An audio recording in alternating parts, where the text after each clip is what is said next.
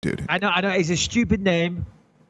But he called you out, kind of. Bellew. He's a boxer, Yeah. heavyweight boxer from England, and he said something along the lines of, if I'd get into the cage with a puncher in the UFC, Michael Bisping is a guy who is predominantly known as a puncher, and he's a very strong wrestler as well. I think I can get down to 185 pounds if the money was right.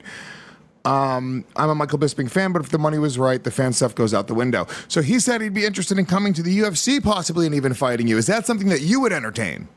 Well, first of all, Tony Bellew had a great fight recently against David Haye. And, I thoroughly enjoyed the fight. So, I'll say it with respect. But I don't really want to fight him in the UFC. I don't see that as a challenge. I mean, a guy that stands there and says, I've got pretty good kicks and this and that, blah, blah, blah, blah, blah. You're a boxer. You don't know jack shit about MMA. And just because you took a couple of taekwondo sessions here and there doesn't mean you can do it inside the UFC. I would take him down and tap him out in a heartbeat. It would be fast, simple as that. He's got no takedown defense, and of course he's a boxer, so I'll just take him down and submit him. People will probably sit there and say, "Hold on, that's not your style, Mike." But believe you me, I know how to do a takedown, and against a boxer, that would be the game plan. For me to fight Tony Bellew, and of course it sounds like now I'm trying to copy Conor McGregor, but he's the one that called me out. Remember, he's the one that did an interview with Sky Sports. It's all over the internet today. Well, it's all over my Facebook feed anyway because people keep tagging me. I'd love to fight him in a boxing match. I'd like to challenge myself. Listen, he's a great boxer, and he had a fantastic fight against David Haye, as I said.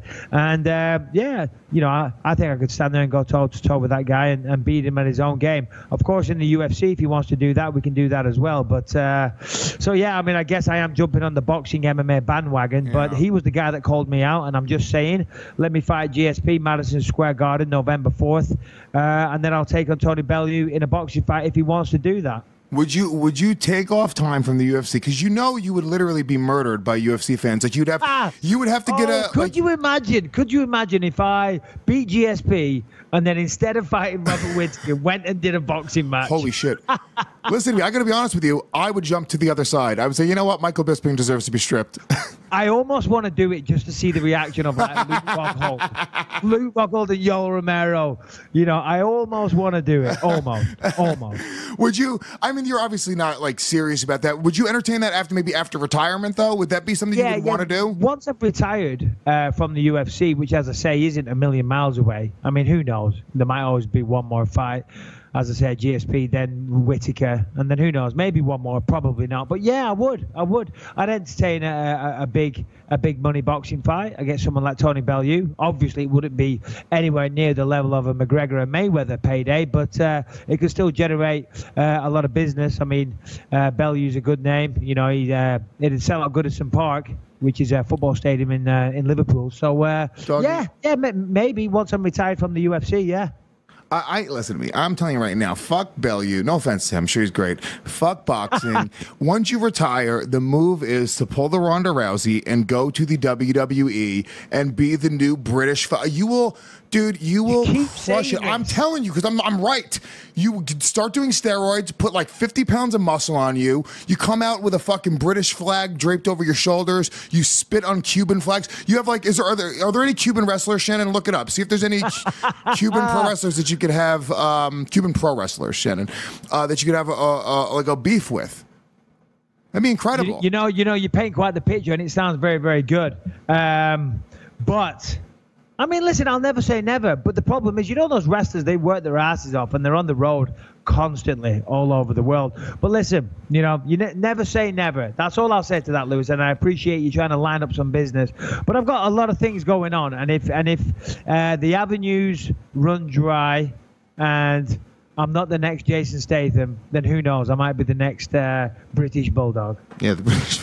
Is that the last famous British wrestler, I think? Is there any other good ones? No.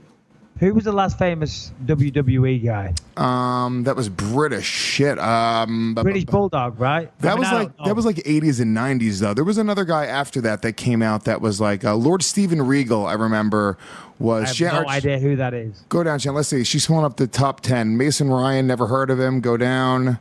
Paul Burchill, don't know. Go down. Layla, don't know. Dave Taylor. None of these these are the greatest British wrestlers. I've never heard of any of these people. Drew McIntyre. I don't know anything about wrestling. And speaking about wrestling and English wrestling, Callum, my son, obviously his wrestling career is doing very, very well. He's gotten to the point now, and if he hears this, again, I hope he doesn't listen to this podcast, because I've already rumbled myself that I get his Christmas presents for free, and now I'm going to embarrass him. But his wrestling is getting really good. It's to the point now where he pretty much wins every single tournament that he enters. And my dad, being the forward thinker that he is, obviously English wrestling isn't at the level of American wrestling, and we hold British passports. So my dad's already been onto the British Olympic Wrestling Committee. Ooh. And said, you've got a kid out here in America who's been trained by Americans, American high school. He's killing it. So they're interested in him. They want my dad to send him some footage and some tape and things like that. So American trained, representing England. You never know. He might be the next guy in the WWE. That's unfair, actually. I think that he should be taken out of I don't think he should be eligible for the Olympics. It's perfect. He's going to beat Americans whilst representing England. He's a traitor. He should actually, to be honest with you, he should be put to death by a firing squad. That's actually against the rules of this country. Unlucky, buddy. Unlucky. That's ridiculous. You're cheating. Yeah, it's fucking awesome is what it is. It's great. My dad, he's hilarious, because he spoke about that a while ago, and I thought, yeah, I kind of laughed it off. Yeah. And then and they said, yep. I was on the phone to them yesterday. I'm like, you what? He said, yeah. You know, we're gonna start it early. So yeah. The British can't wrestle open a bag of potato chips, and you're gonna fucking send him over there. He's gonna be by far the best. Yeah, for sure he is. He's gonna be by far the best. Listen, no offense to any British wrestlers that are listening, and I'm sure the British wrestlers that are listening could probably beat me in a wrestling match, not a fight, but in a wrestling match. But on the world stage, you know, England's not really known for its wrestling. So here we've got Callum, and he's wrestling in America. He's doing really, really well. He's obsessed with it. He's being trained by, you know, the American program, and he's going to use that to represent Great Britain, the founders of your fantastic country, Lewis, on the world stage, and beat you at your own game. Doesn't even have a British accent. You know, no, of course he has a British accent. Does he? Listen, he's a chameleon. Okay, if he's with his Americans, he speaks American. If he's with me, he speaks English. Yeah. It's just like my daughter as well. Sometimes I walk past their bedrooms and hear them on the phone. I'm like, who the fuck is that guy? You know what I mean? I'm like, Jesus Christ, come on, really? That's how you talk? I mean, my daughter's the worst. I mean, she sounds so American, which, of course, you know, I don't have a problem with. I'm joking.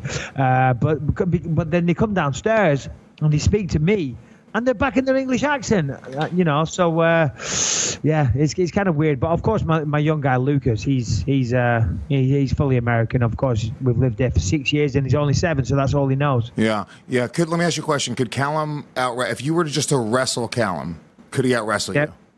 So here's the thing. So we do wrestle. And I like to clinch, and I get the body lock, and I take him down. And obviously, when we do that, most of the time we're in the house. And he says the reason being is because he can't shoot. He can't shoot in the kitchen because he doesn't want to, you know, take me down like that. We were in Maui on the beach recently, and we were wrestling on the beach, and he kept snagging a single leg on me, and he was actually having a lot of success. And he says that if he can shoot, he can take me down all day long. Now, in the ocean, granted, he was having success.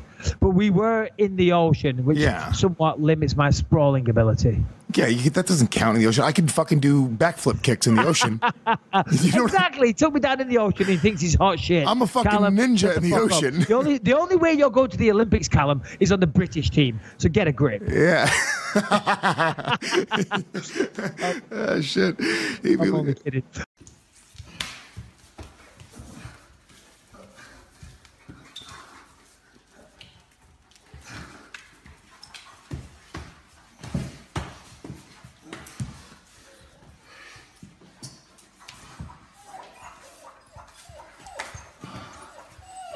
Really fast. Oh, it's called a tie clinch. Bah! Bah! Oof! No contact, Callum. Yeah. Oh, you mean in the face, though, I didn't knee you in the face. Yeah, knee you in the body. Oh, I got it. Michael, seriously. Oh. Down he goes. What?